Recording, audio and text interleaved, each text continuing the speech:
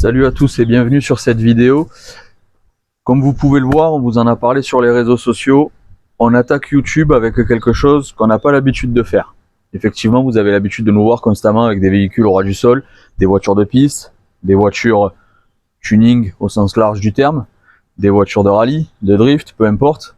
Et des 4x4, on n'en a jamais fait. Donc on s'est dit que c'était l'occasion, quand on nous a proposé d'intervenir sur ce Suzuki Jimny, d'ouvrir la chaîne YouTube avec cette machine. Je vous fais un topo.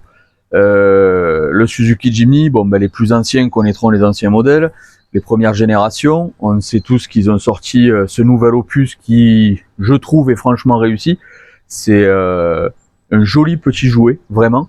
Et un client nous a contacté pour nous proposer d'optimiser, de partir dans la bonne direction avec ce petit 4x4 pour lui donner du caractère. Alors effectivement, il est arrivé chez nous déjà monté avec ses gros pneus tout-terrain, 2-3 petites bricoles cosmétiques au niveau des feux, rien de plus. Et puis, on s'est dit que il serait intéressant de revoir tout ça à la hausse, et c'est comme ça qu'on a pris la décision de faire le premier montage français de la ligne d'échappement Forge Motorsport, qui est fabriquée à la demande. Il faut savoir que c'est pas une pièce stockée, donc c'est de longs mois d'attente, un long délai pour y arriver, mais on finit avec, sur ce petit machin, une ligne complète en inox avec les petites canules en carbone. Enfin bref, on vous fera des prises de vue plus sympas pour que vous voyez dans le détail.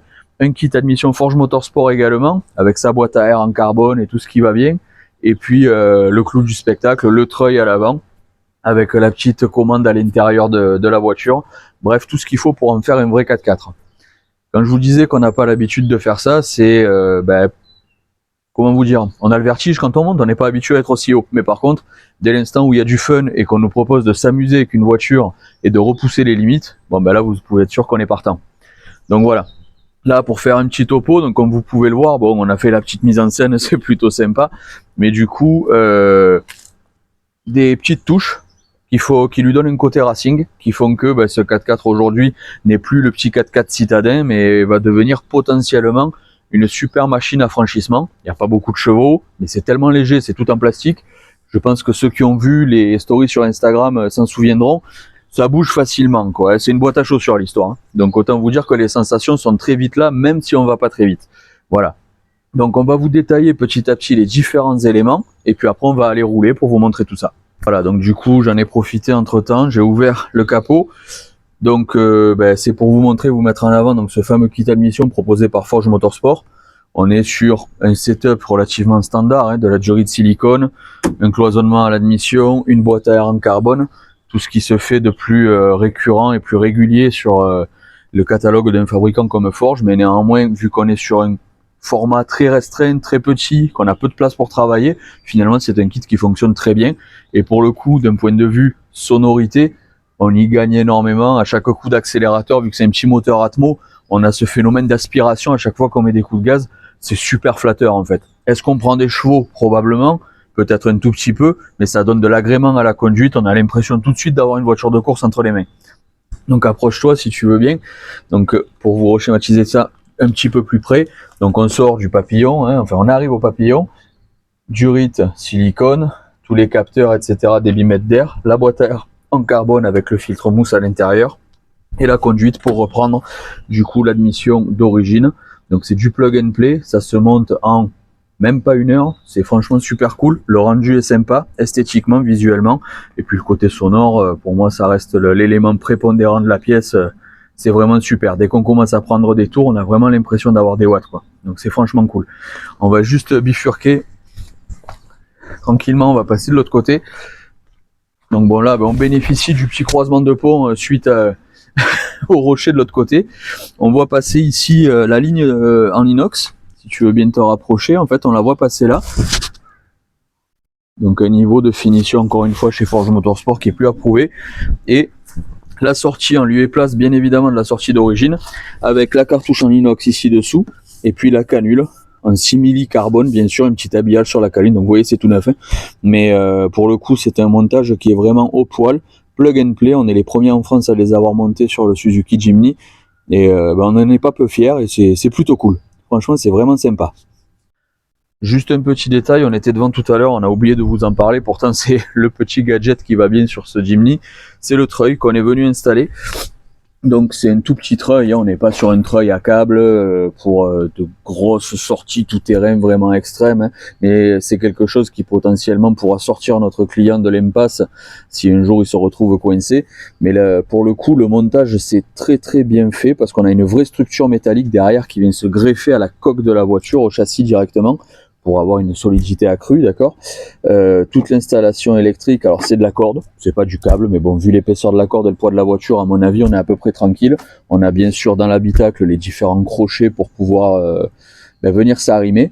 Et puis du coup, toute l'installation électrique qui a été faite, donc à travers la baie moteur pour se raccorder au plus après contact avec la batterie, etc. Le faisceau qui traverse le tablier vers un bouton dans l'habitacle pour activer le treuil. Et puis le clou du spectacle, alors est-ce que c'est bénéfique ou pas? Très certainement, mais à voir vraiment en utilisation, et je vous avoue que je ne souhaite pas aujourd'hui me mettre dans une impasse niveau tout-terrain avec le véhicule du client, mais ça se relie également avec une application téléphonique qui vous permet de gérer depuis votre téléphone le treuil pour tirer ou détendre la corde du treuil. Voilà, donc c'est franchement cool. Ça reste discret, l'intégration se fait relativement bien. Dès l'instant où on supprime la grille d'origine, on a juste à la déclipser et faire une petite ouverture à la Dremel dans le plastique, mais c'est vraiment minime comme intervention pour venir intégrer ce treuil qui n'est pas présent du tout visuellement, je veux dire disgracieux au niveau de la ligne. Pour le coup, ça fonctionne vraiment super bien, quoi. C'est vraiment amusant. Puis ça va avec le reste, quoi. C'est un petit 4x4 avec un petit treuil. Il y a tout qui est bon, quoi. On est cohérent sur toute la ligne et franchement, j'adore ça. Voilà, donc on se retrouve à bord. On est sur des petits chemins de terre, alors rien d'extraordinaire en termes de franchissement, mais c'est ce qui va nous permettre d'accéder potentiellement, je l'espère, à une petite zone de jeu. Alors, pour revenir sur les différentes modifications qui ont été apportées, on sent que d'un point de vue purement mécanique, le moteur est quand même beaucoup plus présent et beaucoup plus linéaire et réactif. Alors après, c'est pas transcendant bien évidemment, hein, mais c'est beaucoup plus réactif et beaucoup plus fun. Alors quand on prend des tours, je vous raconte même pas, mais pour le coup, c'est franchement sympa.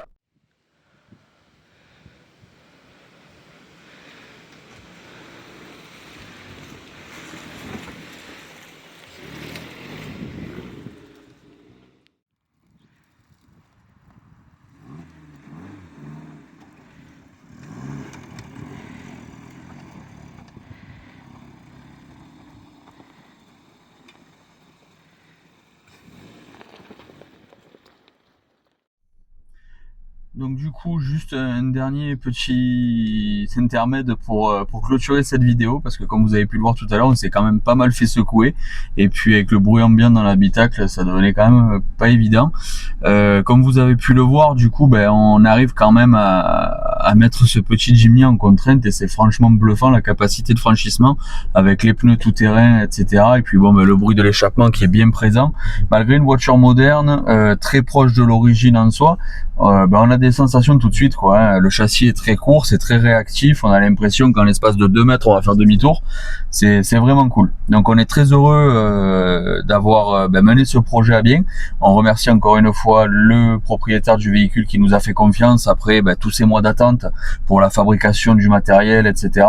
Mais néanmoins, à la finalité, c'est vraiment un super produit, et on a pris beaucoup de plaisir à le faire, à l'essayer avec vous par conséquent, et puis on ose espérer que ça va pas s'arrêter là, et puis peut-être que ce Jimny va devenir encore plus fun. Voilà, je vous souhaite une bonne fin de journée, je vous dis à très vite. Il est fort probable que la prochaine fois on soit beaucoup plus bas et beaucoup plus près de la terre.